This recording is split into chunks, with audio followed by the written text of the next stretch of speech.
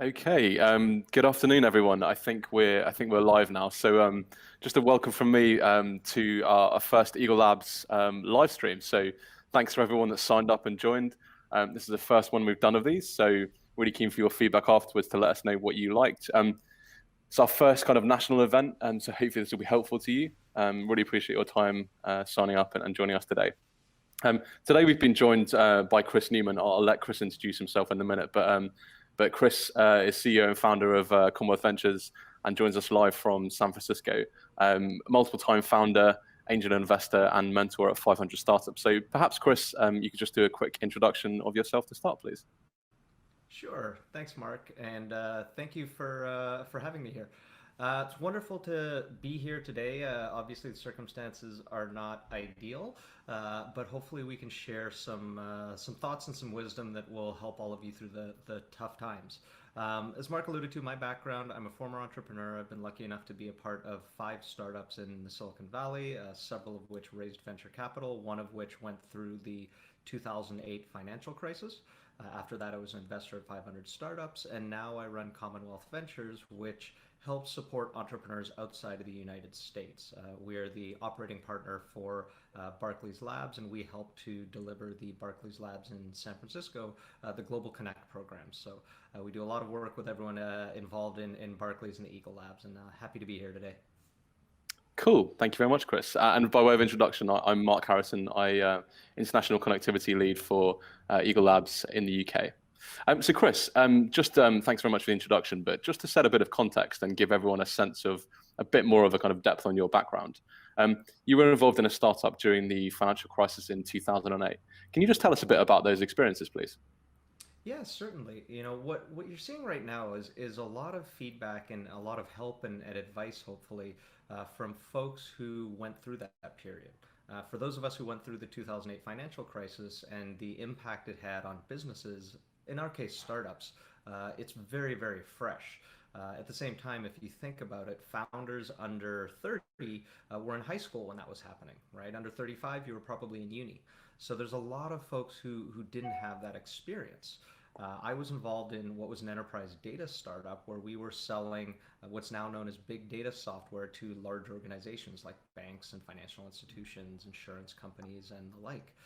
And we had a lot of challenges, everything from sales that were in process suddenly grind to a halt to the other end of the spectrum. We had very large publicly traded financial customers who called us up and said, look, we know we've got a contract. We know that contract is rock solid. We're not going to be paying you guys, and you can't afford to sue us, so we're really sorry, but good luck. And so a lot of really hard things happened, and the companies that made it through, it was certainly no easy time. Cool. Thank you, Chris. And what parallels would you draw between the financial crisis back in 2008 and today? Well, I think what we're going to see is some sort of an economic downturn, right? I think that goes without saying. It's too early to say how long it's going to last. It's too early to say in what ways might it be more challenging and in what ways might it be, not as challenging. The reality is it's different, right? 2008 was a financial crisis that was caused by issues in the financial sector, in the banking sector. This is caused by a pandemic. We don't really have any modern memory parallel for this. If you really think about it, we have to go back to the Great Depression, which was before pretty much all of us on this stream, I'm sure, were born, to think about the last time we had an event that impacted both Wall Street and High Street and small businesses in Main Street at the same time to this degree. So there's still a lot that we don't know, but there's also a lot of lessons that we learned. In the tech sector, we've now had several iterations of cycles since modern internet came to be. We had the dot-com bust, we had the 2008, 2009, and so we've learned a lot of lessons of decisions that one can make and things you can do to help increase the likelihood that you come out the other end okay. And can you tell us a little bit about those lessons? So you kind of touched on them before, but what sort of lessons do you suggest and based on your experience for founders now? Well, I think the biggest lesson that folks who had that experience are, sharing with folks is to be decisive and don't wait to make changes. What we've seen in the past is founders who would pause and sort of take their time and say, well, let's see how bad it's going to get, right? Maybe it's not going to be that bad. Maybe things will turn around in a little while. There's nothing about this that says it's not going to be really bad. There's nothing about what's going on that leads anyone to think, we're suddenly going to wake up tomorrow and the coronavirus will have been eradicated and everything will go back to normal, right? We don't know how long it's going to last. We don't know how deep it's going to be, but this is going to be the most serious, financial impact, at least since the financial crisis of 2008. So being decisive and acting faster, right? From a cash flow perspective, there's the old adage, cash is king.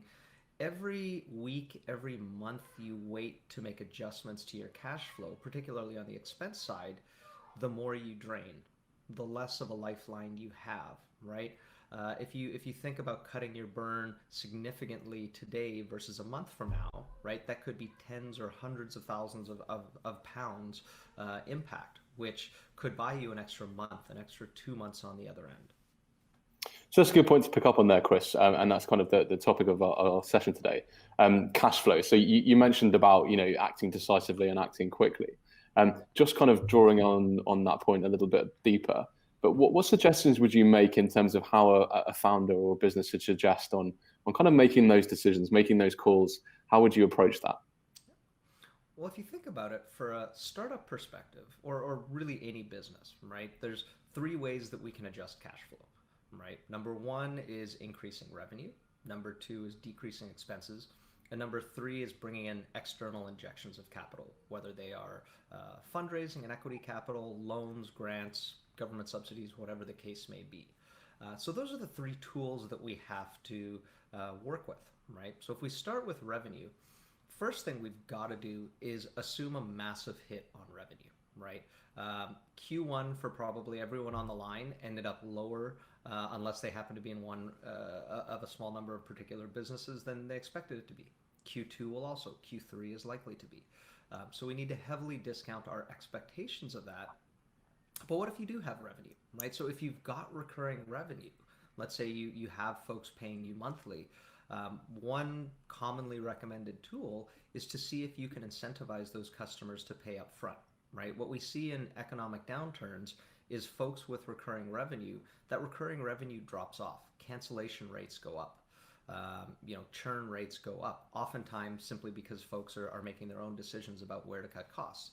So can you go to customers who are paying on a monthly basis and say, hey, if you pay up front for a year, we'll take 20% off, we'll take 30% off, right? The idea there being that you're hedging against the likelihood that those customers might churn at some point, right? Are there ways that you can shift payments for longer term contracts to say, hey, you know what, we'll do a larger lump sum up front and we'll push some of that down even if we're discounting a little bit, again, to get more cash in the bank.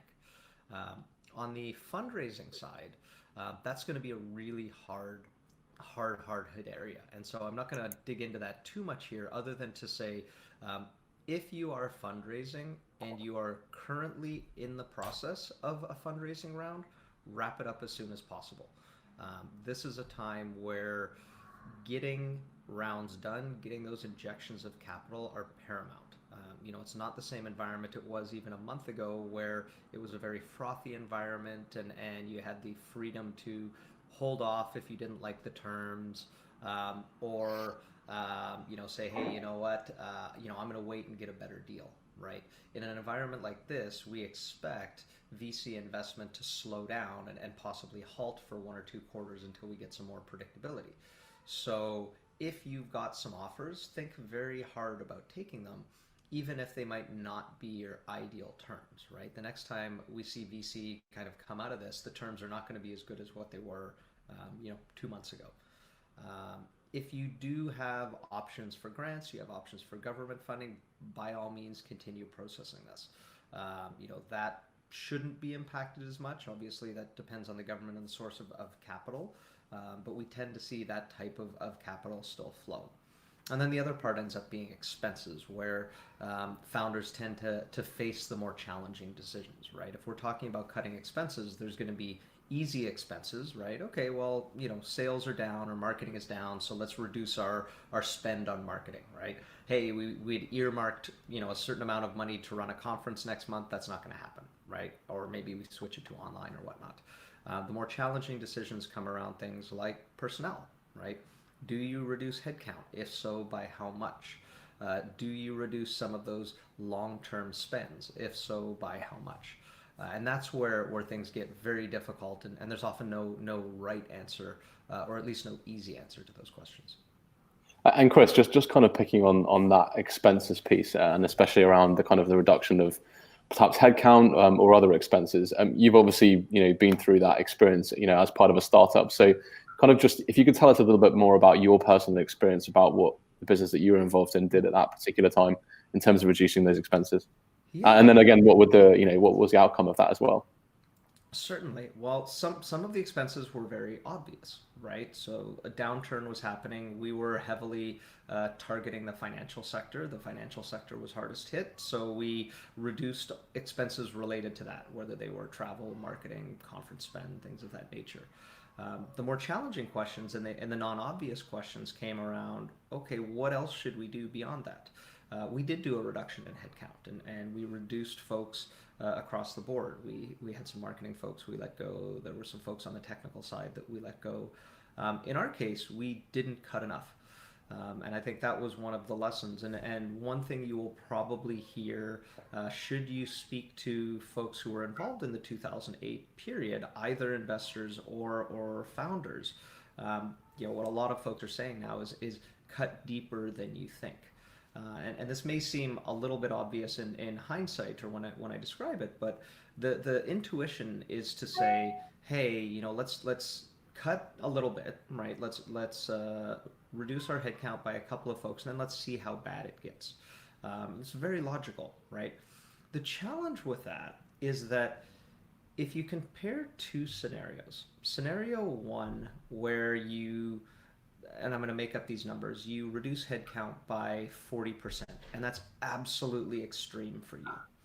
And scenario two, where you cut your headcount by 10%, thinking, well, let's just see how this plays out. And in a month or two, turns out it's not playing out well. So then you have to cut by another 10% or another 20%. There's two things that happen there. Number one, you don't save as much, right? Because you've had a larger headcount still extend month on and month on. But the more sinister impact of that is you end up having a potential decimation of morale, right? The issue being the first time you cut headcount, you say, okay, well, we're reducing our headcount, but everyone else is okay. The second time you reduce headcount, nobody believes you anymore. And so everybody's looking and saying, okay, am I next? Productivity goes down, people start looking for other options, and overall it can be a massive, massive detriment to the company.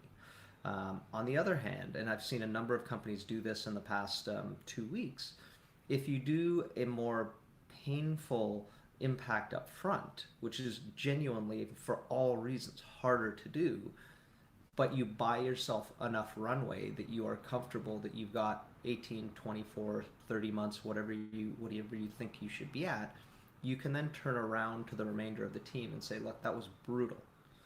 We had to let go a lot of amazing people whom even a couple of weeks ago we were excited to have on board. These weren't for performance reasons. They didn't do anything wrong.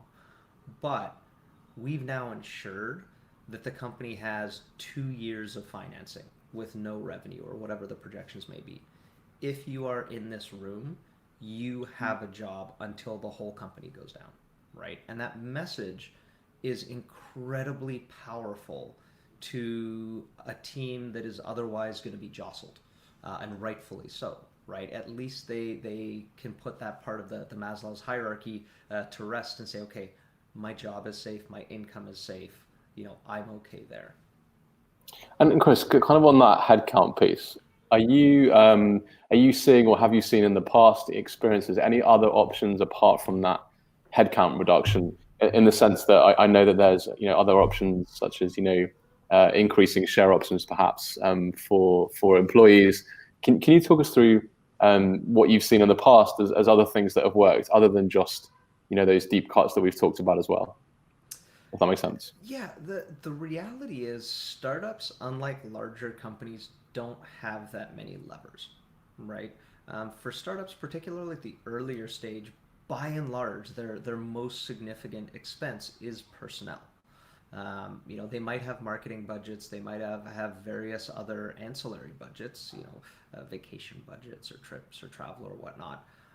But by and large, until you get to sort of an ongoing concern, your expenses are dominated by salaries and related costs. So certainly look at other things, right? The companies that I'm referring to who have had reductions in headcount already factored in writing down marketing costs to zero, writing down travel costs to zero, in some cases eliminating or massively downsizing rent.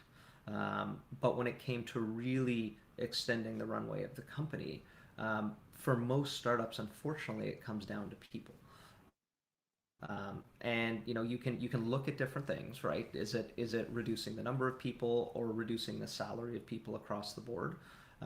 There's no right or wrong answer, and I think that's up to each individual, right? If you're a smaller company, perhaps the leadership can take a cut, and that's enough to buy that time if you've got sort of a bit of a top-heavy organization. But if you've got an organization where you're dominated by highly paid engineers, developers, technical folks, in most cases it's not something you can avoid, unfortunately. Sure. And just kind of moving on to a point that obviously relates to that, but how should founders at the moment think about things like revenue projections at a time like this, Chris?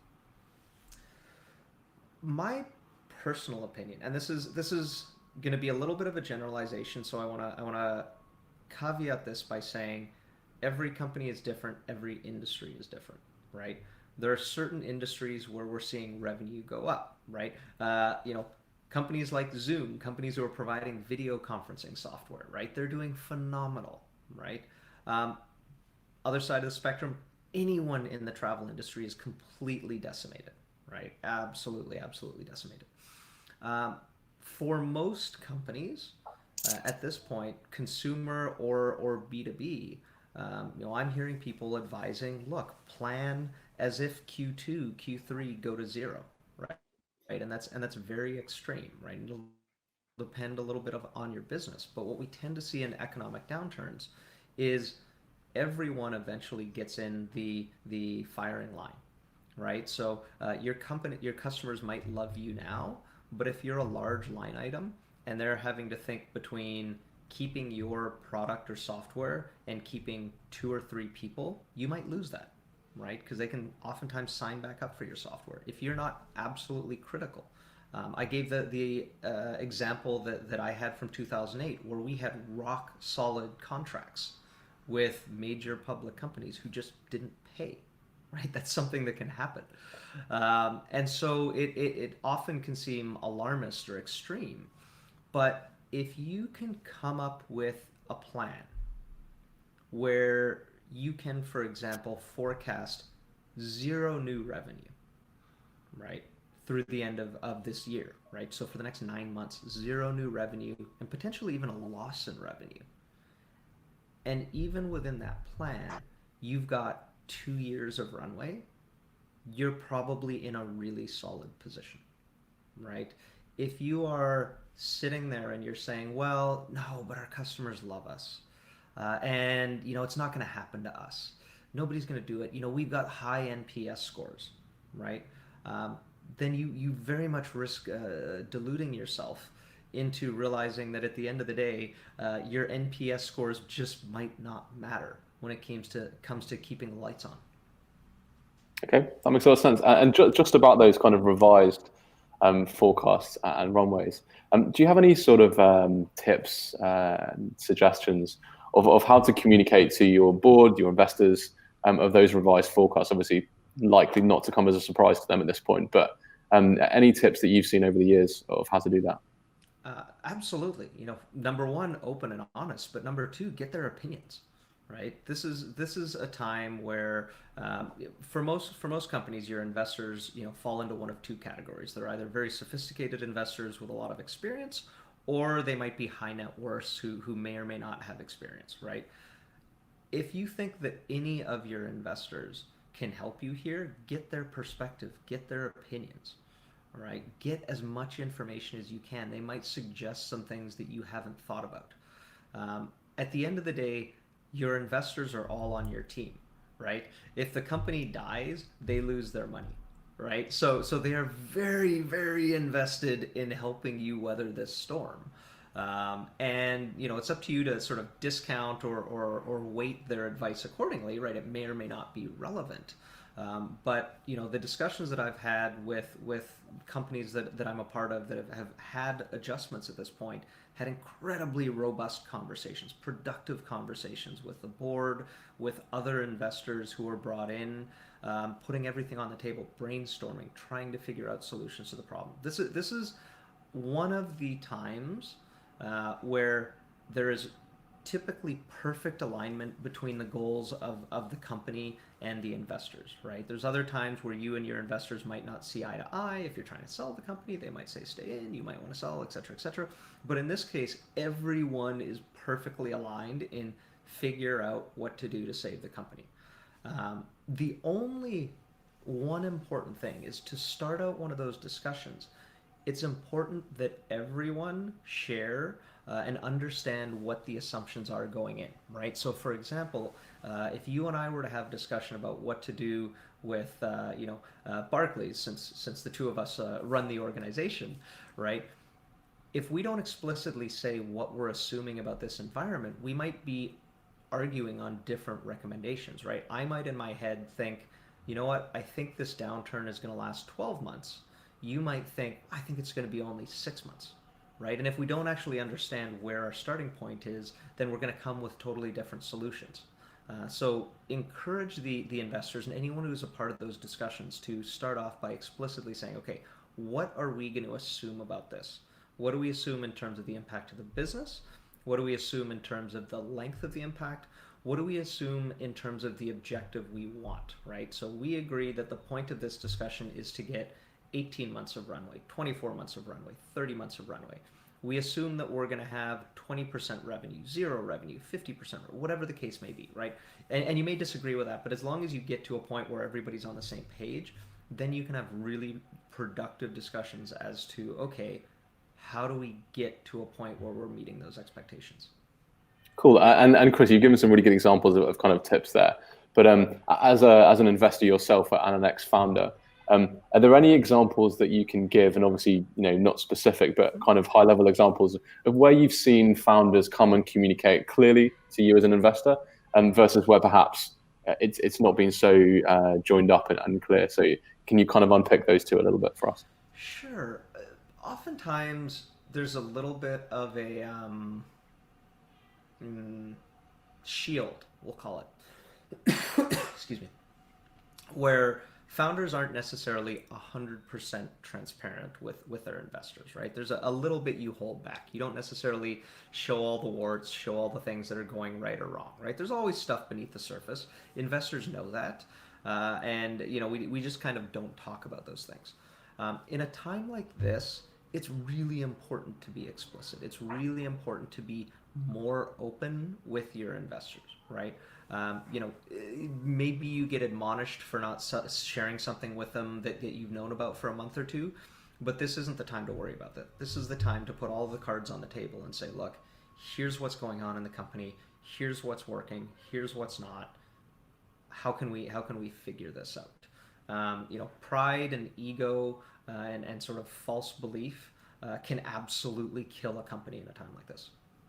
Cool. And Chris, the third bucket we talked about was grants, which I just want to unpick slightly. Obviously, we're not going to kind of dive into here about the UK government grant scheme at the moment, but I just wanted to get your take on perhaps founders that hadn't previously considered grant funding, and obviously you're in the US, so you're indifferent. But from I know you mentor a bunch of founders and startups in the UK. So what should be your approach when considering grant funding? What sort of suggestions, high level, would you make? I'll take that even a little more broadly and say, well, how do you think about sources of capital or cash flow in a time like this, right? In good times, in normal times, right, we tend to advise founders to stay as focused as possible, right? Grants can be good, but they can also be very distracting.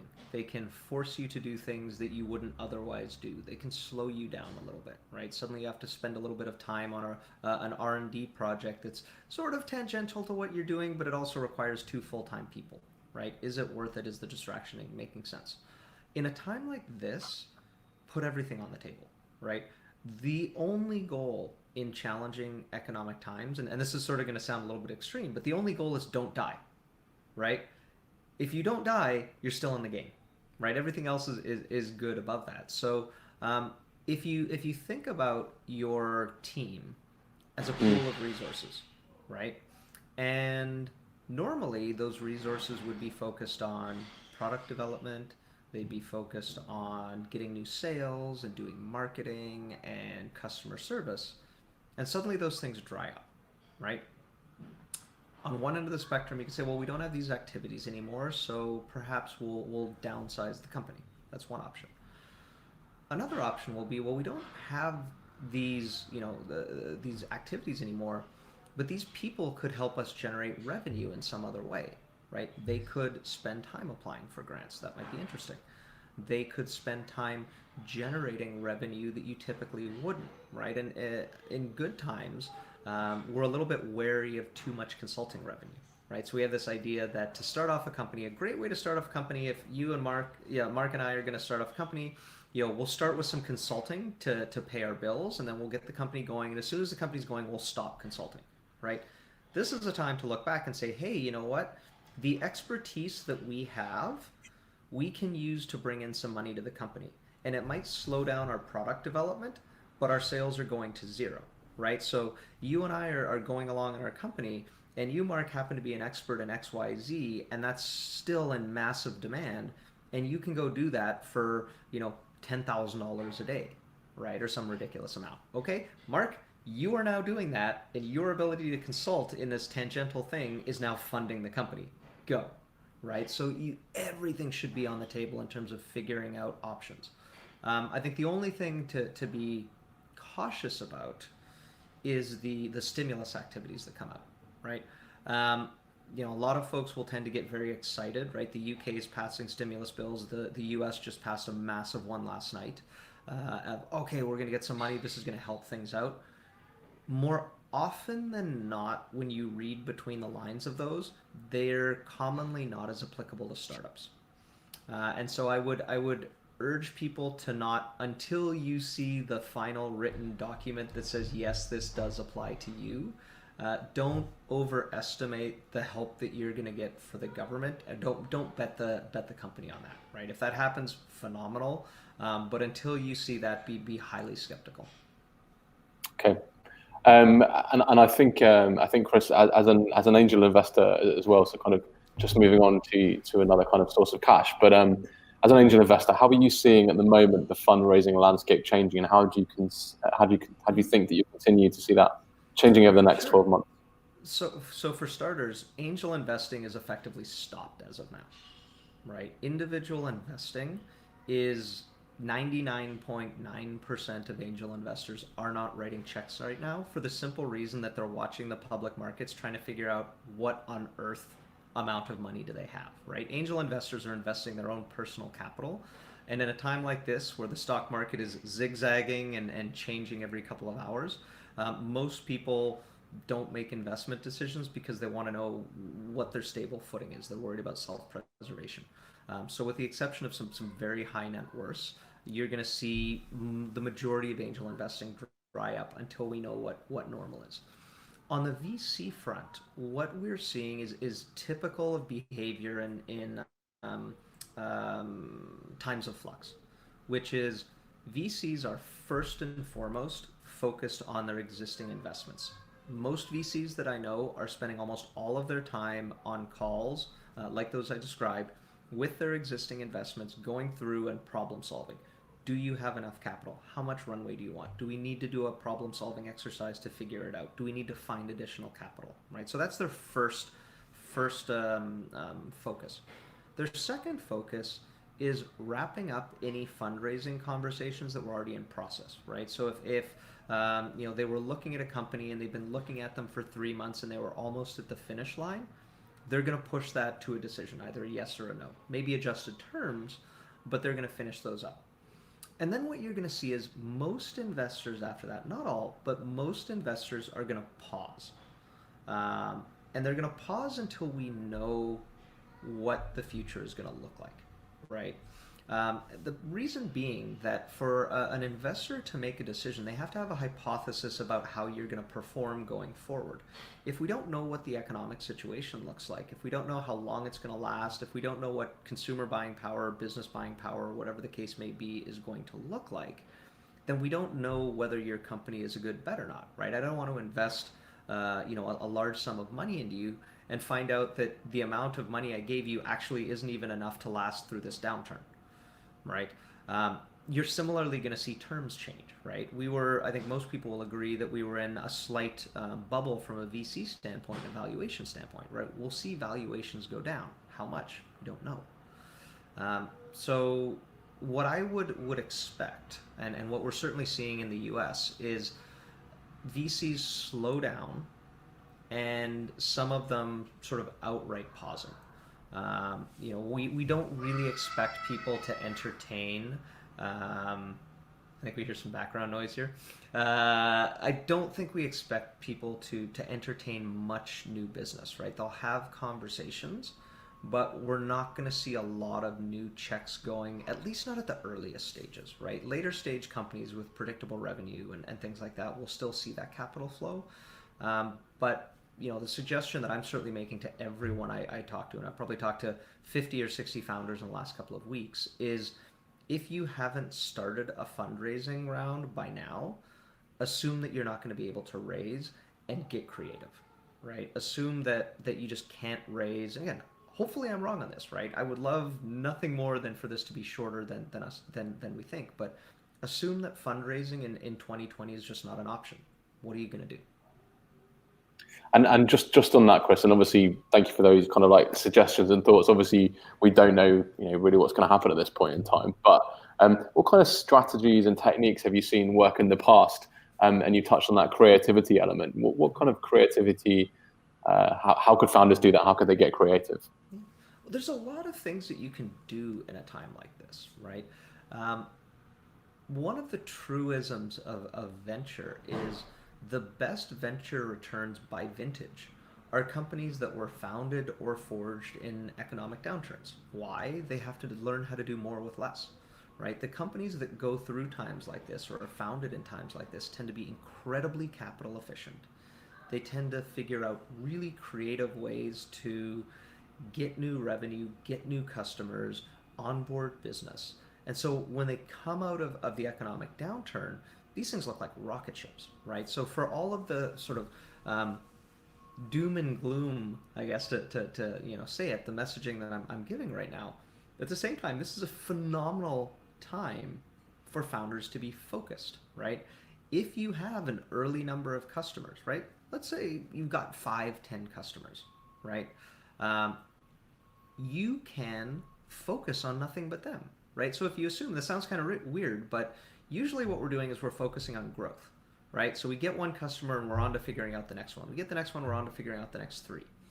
If your business assumption is that, look, we're just going to cut sales and marketing for now because there's going to be no sales, but we've got those 5 customers, lean in.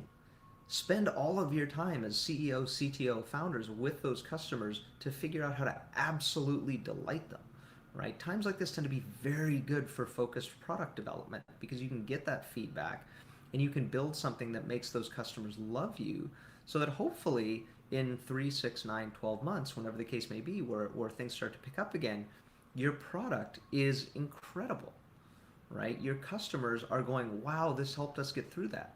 And by the way, if you genuinely delight customers and show value, you may be able to even generate additional revenue in a hard economic time, right? Good for a startup, is surviving the downturn and then starting to tick upwards afterwards. Great, is you had such an amazing product that people kept buying you and prioritizing you even when cash was tight. Cool. And just kind of digging into that that piece on looking after, doubling down on your existing customers, Chris. Do you have any other suggestions based on past experience of ways to increase cash flow, especially during periods like this? Any other strategies or techniques that have worked in the past? Yeah, I mean, there's a few things you can do, right? So, number one sort of carries off of my last point, which is focus on your existing customers, right? Upselling can be a productive activity in times like this, right? If you lean in and you find out that, wow, if your product could also do X, it could deliver this additional value that they really need, right? You might be able to create something else and drive additional cash flow. Um, Doing things that you might not necessarily do are additional ways to do that, right? So to sort of make that a little less ambiguous, um, when we're building a tech company, we typically have a hypothesis, right? I'm going to build X product and I'm going to sell it to Y market. What do you do if Y market disappears, right? So if you had a product you were selling into the travel industry, so I'll give actually a very specific example. Um, I was speaking to a founder yesterday that had technology that they were selling to improve the efficiency of manufacturing of aircraft. Guess what? Nobody's manufacturing aircraft right now, right? Boeing shut down.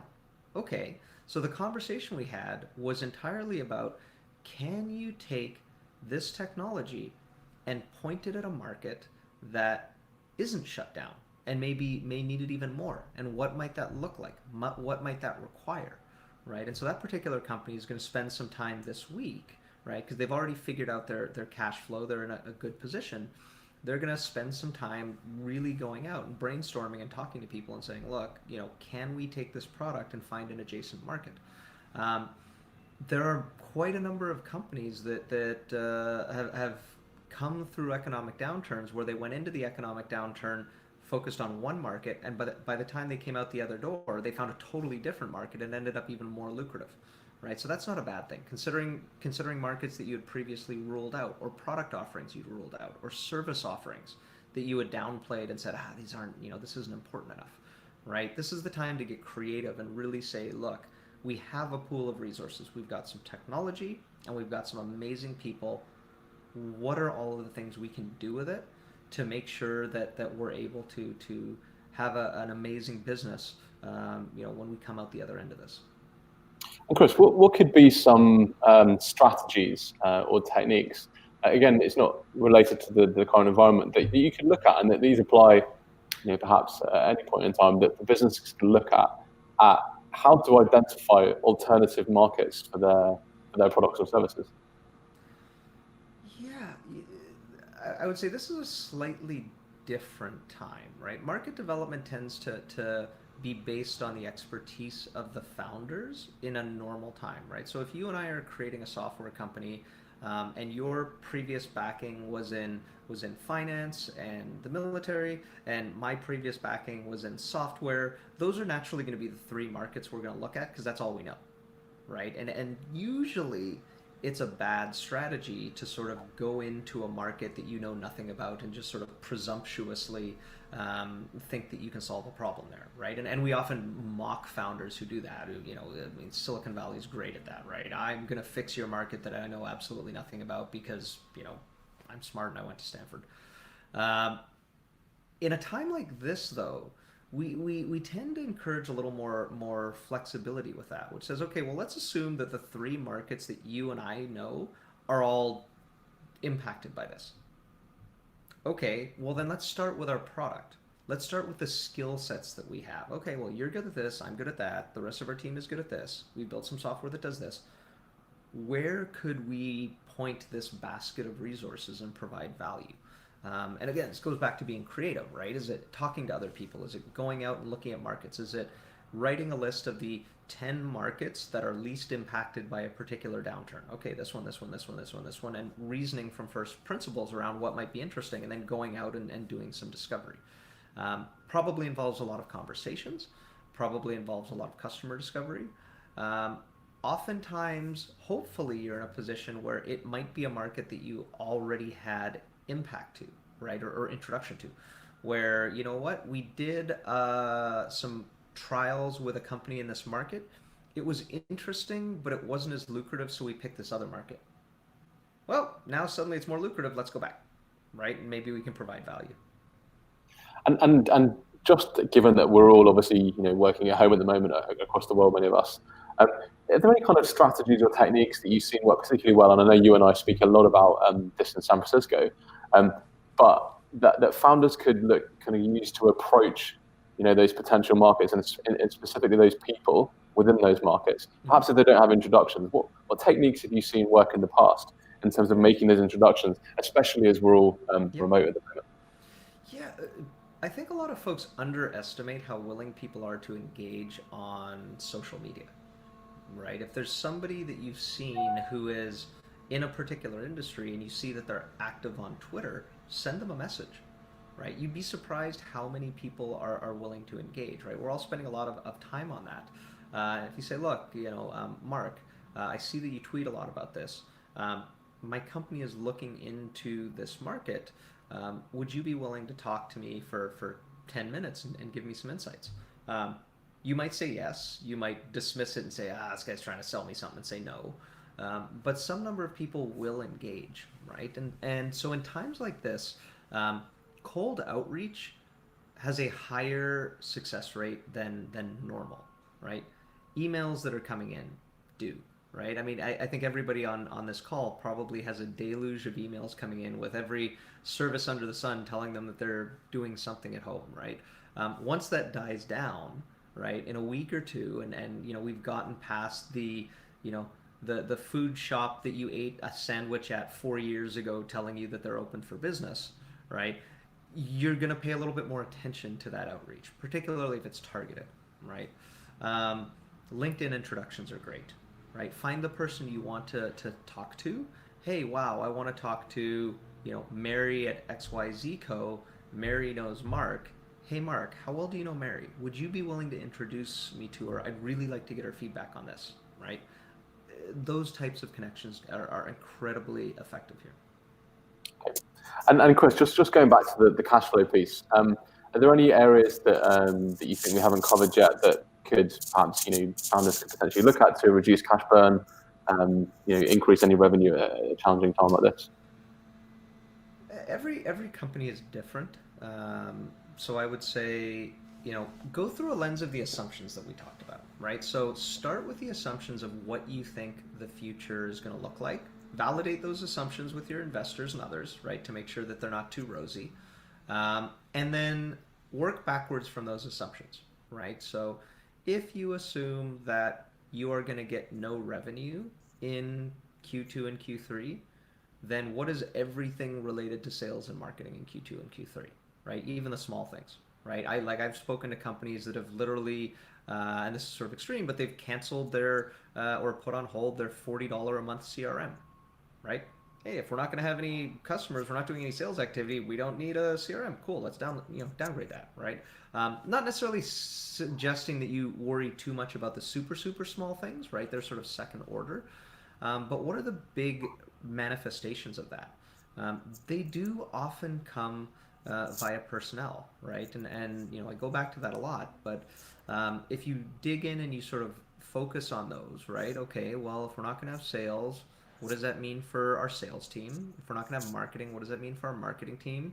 If we don't have any customers, who's doing customer support? Do we need that? Can somebody do that on the side? If we have folks who are doing professional services development, right, installations, onboarding, if we're not going to be selling anything, we're not going to be doing installations or onboarding or training. What does that mean, right? And that could be impacted in terms of a reduction in force. That could be a reassignment, right? And saying, okay, well, let's do something else with that. Um, I keep coming back and referencing consulting. That general concept is one we see spun up a lot, right? Where, hey, you know what? It's not as much of a return as selling software, but we've got an amazing group of people who aren't going to be doing anything if we have no customers, but we know that there's a huge need for this particular type of services offering. Let's spin that back up. Things of that area. Things that you sort of sit back and say, what is everybody's collective expertise? What are you good at, Mark? What are you good at, Chris? Are there any ways that you think of that we can make more revenue? You can often get a lot of feedback by bringing the collective knowledge of the team in. Cool. And Chris, again, this is touching on a bit of a remote working, so slight deviation from cash flow, but focusing on that kind of bringing a team in element there. Have you seen any kind of creative techniques in the past that people have used to really bring those teams in when working remotely? Obviously, less from a technological perspective, but perhaps some creative methodology of coming up with those alternate ideas and strategies. You see anything that's worked in the past? We're seeing a lot of people try different things, right? Everybody is trying, what are ways that we can improve remote work? Some of it is how can we make the remote experience like the in-person experience? Some of it is, hey, what are the things we can take advantage of that are totally remote, right? We're seeing remote dance parties and water coolers and happy hours and those sorts of things. There's software for doing whiteboarding. There's software for doing different mechanisms there. Software for doing breakout rooms. I don't know that I have any silver bullet there, as much as I would say one-on-ones and communication is very important now. What I'm seeing a lot of founders do is substituting the time that they would use to say commute, right? Okay, every day I spend an hour and a half getting to and from work, and substituting that for an extra hour and a half of one-on-ones, right? Or calls with investors or other advisors, right? Talking to them, maybe normally I would talk to an investor or advisor once a quarter. Maybe now I'm going to talk to them every 2 weeks, right? So getting more opinions in there, leveraging the people around you. We're also seeing a lot of folks who are increasing mentoring, which I think is a brilliant use of time, right? If you, Mark, are a particular expert in an area, now you've got an hour and a half of extra time. I might reach out to you and say, hey, Mark, would you be able to talk to me for half an hour every couple of weeks? I could really use your advice getting through this, right? And people are leveraging and helping each other in that. And that's something as an investor I've been doing for a lot of companies, is helping some of the leadership connect with people who went through 2008, who are more than happy to do kind of weekly, bi-weekly calls and things like that. So we're seeing a lot of connectivity at the senior levels go on. I think the last thing is just try to do things that keep a little bit of uplift in the team, right? So we've talked almost exclusively on this call about cutting costs, right? You can cut costs without being cheap, right? So like one company I knew, they did a company-wide happy hour for a couple of weeks. And what the founder did for one of them, just to surprise everyone, is literally he had a pizza delivered to every single person in the company's house, right? So they effectively had a remote pizza party, right? And it cost whatever it was, $10, $15 per person to have a pizza delivered, and supported small businesses. Well, we got visits coming in. Visits there, Chris. So Chris, it's probably a good time to just tie it together. But if it's to kind of summarize the 3 top survival tips for founders relating to cash flow at this point in time, what would they be? I would say take your current expectation of the worst case scenario and increase it. I won't give you the number, but in terms of runway, and we didn't necessarily talk about this, but what folks that I interact with are advising most commonly, and something that I adhere to is, it's feeling like this downturn is going to take at least 9 to 12 months, right? So it's reasonable and the problem is we don't know when or how long it's going to take before globally we get a handle on the health aspect of this, right? Until we know when the health aspect is solved, we won't know how long it's going to take to recover, right?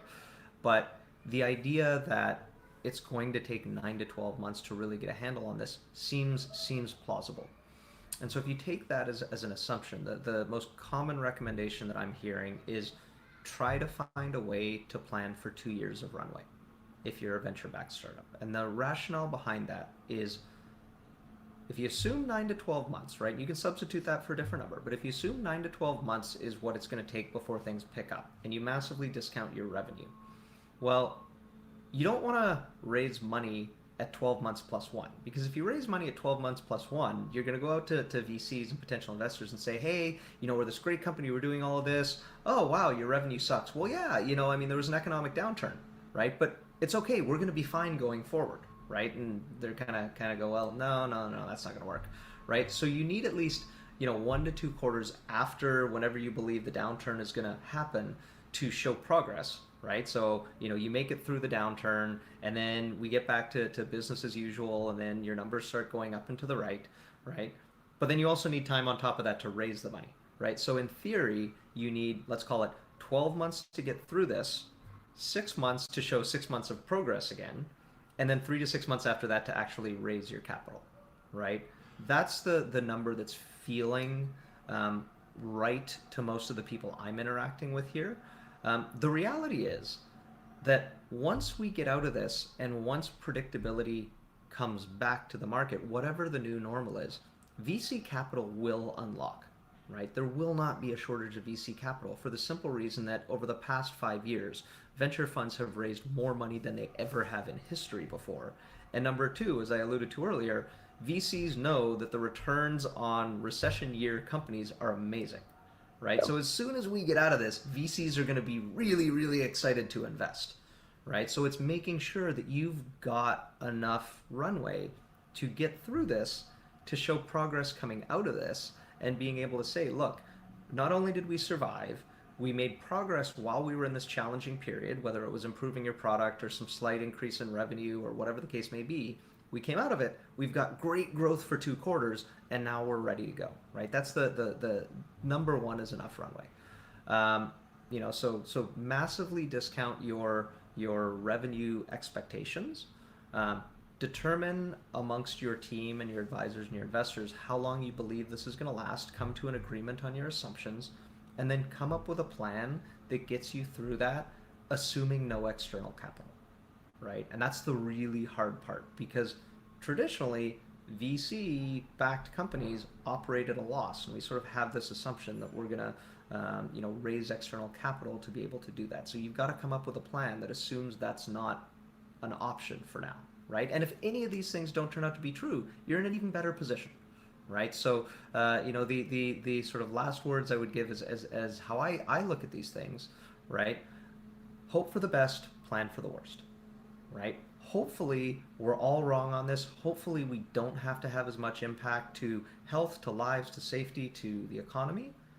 But if it is bad, and it feels like it's going to be pretty bad for a while, be ready. Cool. Chris, thank you very much for your time.